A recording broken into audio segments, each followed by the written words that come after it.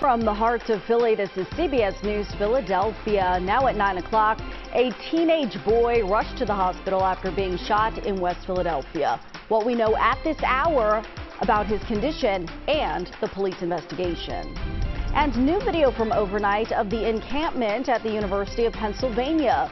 Protesters there showing no signs of clearing out as we mark day 10 of the demonstration. We'll have the latest.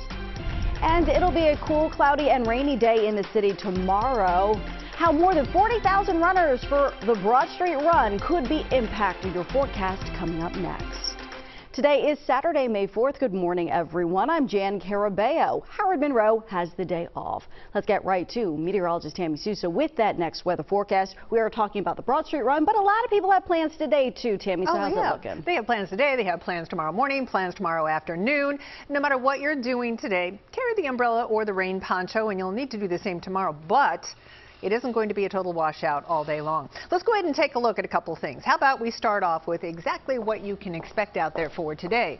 First of all, we've got some clouds across the city. A gray sky in Center City, and we'll be gray all day today. Does not matter where you live, you're going to be dealing with this.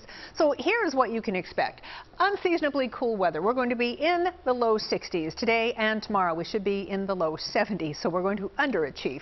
Cloudy skies for today, tonight, and tomorrow, and scattered showers are in the forecast for today. Tomorrow they'll pick up, but I think you'll like the timing on that. I'll get to it in just a moment. Temperature, again, 53 degrees right now in Philadelphia. Here are these scattered showers beginning to make their way into the area.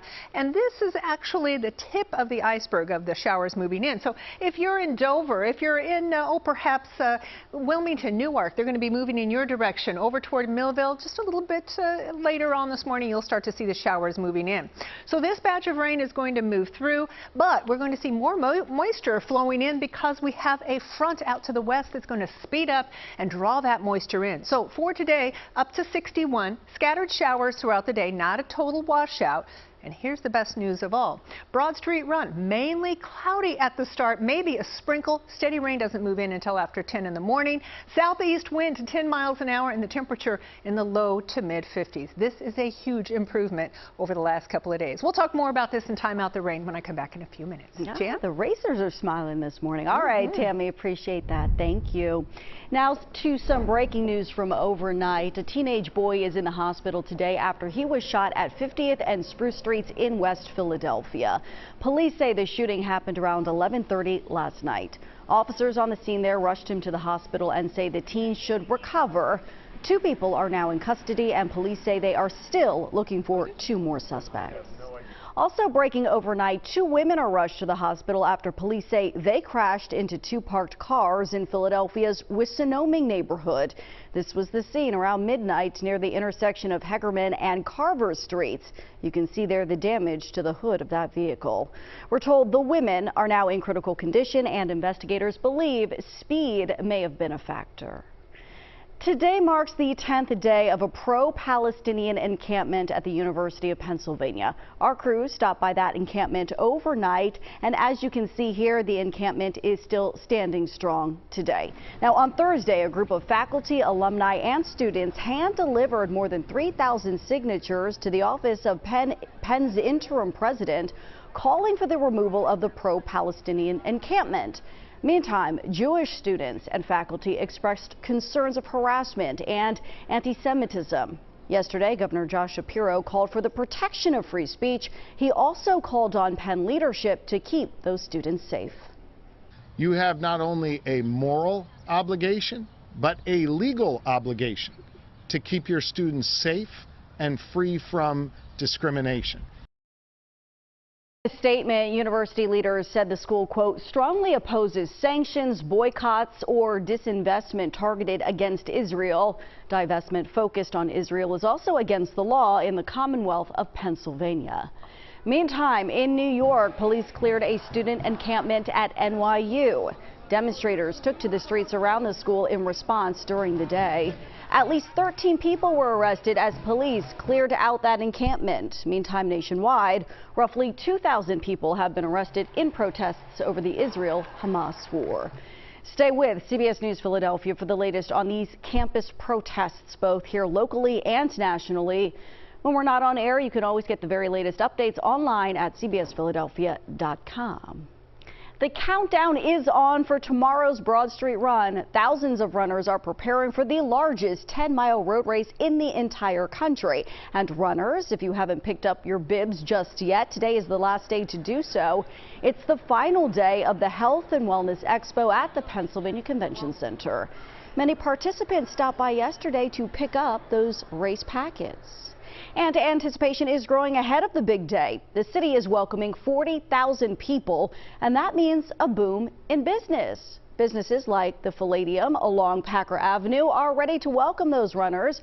They say they'll be open a little earlier for the run and will have the beers ready after they cross the finish line.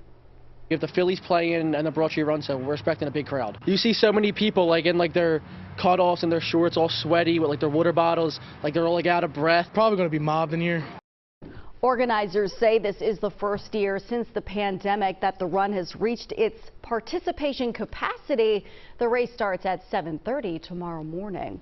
And the race will return to its traditional route this year, leaving from Broad and Fisher and crossing the finish line at the Navy Yard for the first time since 2021. We have everything you need to know about the 2024 Broad Street Run online at cbsphiladelphia.com. Happening today, we are just hours away from the 150th Kentucky Derby. You're looking at an aerial of the track, and as you can see here, yesterday it was raining at Churchill Downs. It may be a little soggy out there today, but things should stay mainly dry for the race. 4 competitors in the 20-horse field currently hold odds lower than 10 to 1. Sierra Leone, Catching Freedom, Forever Young, and Fierceness will be the most popular picks in the field because of their favorite status and success over the last few months.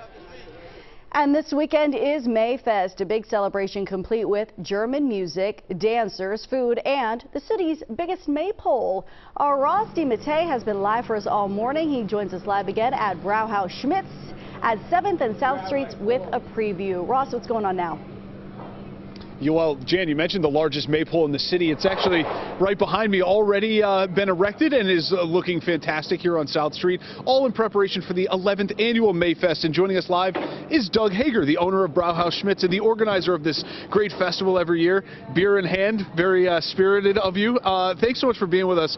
First of all, when we were here 2 hours ago, there was nothing on the street, and your crew's been hard at work. You basically built a German beer hall outside.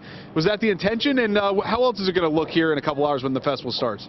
Yeah, well, good morning. I'm much more awake than I was 2 hours ago, but yeah, we're here for our 11th annual South Street Springfest or Mayfest.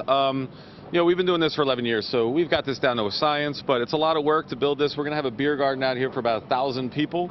At the end of the block, we have a stage. We'll have live oompa music.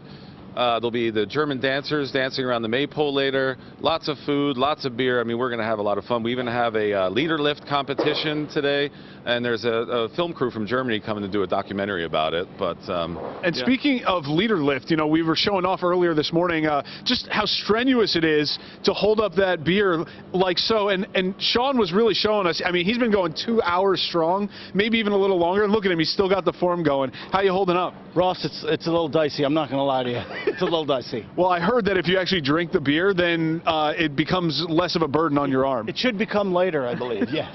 Well, you got all day to take a stab at this giant beer in this stein.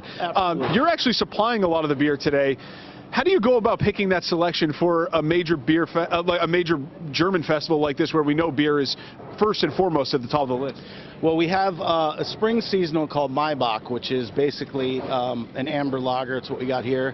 And then we're doing our original, which is our one of our core brands. We have a wheat beer that we're doing, and also a Märzen, which is an amber style lager. Wow. So we got a lot of good stuff.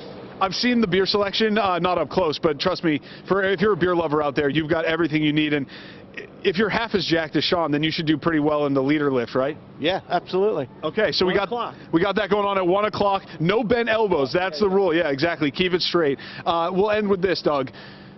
People should come between 11 and 8 today, right? And we mentioned the food, the drink, but Talk to me about the spirit. What do you love most about this festival? Clearly, you've been doing this for more than 10 years. What do you love most? Well, I mean, Germans celebrate Mayfest or spring festivals all over the country there. I just love bringing a little bit of German culture here to Philadelphia and to South Street. We've been doing it for a while. Brauhaus Schmitz has been here for 15 years. If you haven't been to one of our festivals, you got to come check it out. It's going to be so much fun. But hey, listen, I got to get back to work. We got a lot of work to do, all right? So I'll see you a little bit later on. Come out today. See ya. Sounds good. Yeah, he's been working hard. He's fully hands-on with all the preparation and work. Guys, we got one more report coming up in about a half an hour, and I think we're going to try and get closer to that maypole to give you a better look at, again, what is, we have been told, the largest maypole in the city of Philadelphia, and we know that there are multiple Mayfest celebrations happening today, so stick around for that. We'll talk about what the maypole symbolizes and stands for as well, coming up in a half hour. Jan, back to you. Ross, they are both fully hands-on, no pun intended there. Half that beer is gone. I don't know if it's the first beer of the day or not. No, the beer's been flowing since this morning. That's how they were able to wake up for us at about 6 a.m. So whatever it takes, especially on Mayfest. Yeah, you got to have some sort of incentive to wake up at our hours, that's for sure. All right, Ross.